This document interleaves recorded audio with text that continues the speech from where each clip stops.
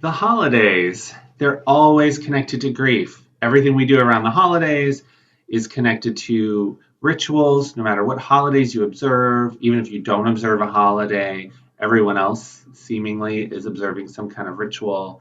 There's a lot of triggers for memories because a lot of those are multisensory. We have the smells and sounds. And so grief comes up a lot. Even thinking about people being together with the people they love at the holidays can make us think about people we love that aren't with us anymore. This can happen even if you're just living next to people celebrating or seeing people celebrating on TV. And with COVID, we are going through a lot of grieving. We're grieving our normalcy, we're grieving our everyday patterns, we're grieving seeing each other. And then on top of grieving our everyday life, if we are going through grief because we've lost a loved one, some of the normal celebrations, the life celebrations, and the way that we gain comfort through grieving has been taken away from us or has had changed, which is making it even harder. Yeah, grief can happen for a lot of reasons, and it happens to all of us. The thing that we normally think of is death. Maybe you think of a funeral when you think of grief. Maybe you think of someone battling a long illness or suddenly taken away. And that absolutely causes grief. And it's very individualized what that looks like for the people who remain and who are missing the person who died. Grief can also be other kinds of loss, not just death of a loved one, death of a pet, but also the loss of a dream, the loss of an opportunity. Maybe you have a job loss.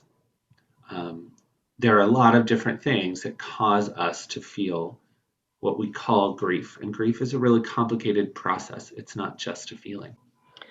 Yeah, and as Bob said earlier, grief is definitely a multisensory experience because we get triggers through things we see, we get triggers through things that we smell, we get triggers through experiences, we get triggers through memories. And so as we go through grief, we experience not only mental stress, we experience body stress. We also have to reorganize a lot of our life. We may have to do some mental reorganization in order to help us manage some of the memories and manage some of our reactions. We also sometimes have to change things around in our house in order to help us keep going. And we also have to think differently about how we approach some of our everyday tasks. That's right. Yeah, I think a lot of folks are familiar with grief stages, but in case you aren't, the first one is usually just crisis management. We're in shock, something's happened. Sometimes we've seen it coming, but it can still be a shock when we actually experience it versus how we predicted.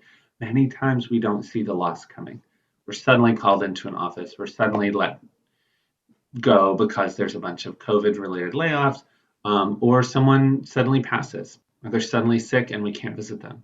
Um, After that is usually that period of reorganization, like Katie's mentioning, can lead to a lot of numbness, a lot of sadness. And then as we start to kind of reconcile and bring our attention back to what's happened, there can be a lot of anger. There can be a lot of thinking about bargaining or what could I have done. That's kind of our attempts to control these huge feelings, this huge situation. Eventually, there's this acceptance. We may not like what happened, but we're in this place of like admitting, acknowledging, owning the fact that this is our new status quo. And then if we get the support we need, we start to be able to make meaning and celebrate the memories of someone who's gone. These aren't happening like sequentially, and sometimes we're revisiting earlier stages when there's a strong reminder or when we experience a subsequent loss. Yeah. Sometimes grief can feel like a roller coaster. So you may be ticking up and feeling like you're gaining some mastery, and then something triggers you and you feel like you're falling back down. Another way I like to think about grief is like a spider web, and how sometimes memories and acceptance is connected to another feeling. And maybe that feeling is connected to bargaining, and then that feeling, bargaining, might get connected back to anger. That's right. I think why we were asked to make this video is to think about what can you do. So we know grief happens to all of us, especially this year. This is kind of the pieces that are involved in grief. I think some of the things that we want to mention is to approach those memories intentionally, it can be very easy to try to avoid them, or try to deny them like they're not there, and then we're suddenly surprised. So, if we do avoid the memories of grief, we might be able to keep some of the pain or anger or sadness at bay, but we're also keeping at bay sometimes connection, memories that we love, some of the joy of who that person was and who they brought out in us. So approaching our memories on purpose and setting aside time to really remember, that's a really important strategy. Yeah. I think too, preparing for the triggers, knowing some of the things that might be triggering for you, getting some good self-care in play, making sure that you're taking care of yourself, you're taking care of your mind, you're taking care of your body. That means maybe doing some exercise, some movement, eating foods that nourish you and make you feel good, and also giving yourself grace and having compassion for yourself and understanding that it's okay to fall apart. It's okay to cry. It's also okay to find somebody to talk to, and find somebody who listens. I think that's a really important thing. Sometimes we talk to somebody and they immediately jump in and want to tell us it's going to be okay and take that pain away from us. But it's really important that we go through the pain and we feel the pain and we come to the other side of it. That's great.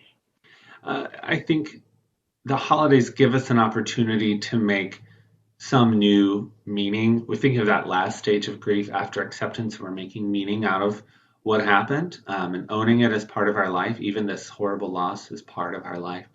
The holidays are a time when people are making meaning, making rituals. For a lot of people, it's a very spiritual time. That can be a coping skill too. Practicing those spiritual practices that you have, emphasizing that on this day, on this time, during this season, we do honor the people who've gone before, the folks who we don't have, or the other kinds of loss that we may have. Loss of an opportunity, loss of a home, loss of a job. It can be hard, but finding ways to really ritualize the holidays in terms of gratitude or in terms of connection with others, really reaching out to people who are still in our lives. I think that's really important. Mm-hmm. And finding ways to memorialize them even through our virtual platforms is really important too. Or finding ways to create something that memorializes them, that you can do safely with each other. That's right. And I think the piece that sometimes gets left out of these conversations, we're both mental health professionals, is knowing when to reach out for help. There are suicide and depression hotlines. If things are really serious, I think we've all known people in our lives that are thinking about ending their life. But there are also support groups and support lines. A lot of people, if you're employed, have an employee assistance program. If you have insurance, there may be some sliding scale options if you don't have insurance to see a counselor. Psychology Today is this one starting place. There are plenty of great counseling resources and referrals here in the Richmond area. The signs for when to do that is when you feel overwhelmed more days than not. When you're feeling stuck and you don't like the way you're feeling and you notice you've been feeling this way for a whole week. When you do reach out with your other coping skills, you're drinking water, you're trying to exercise, you reach out to friends, and they're not really touching what you're feeling, those are some signs. Reach out. There's a lot of resources available.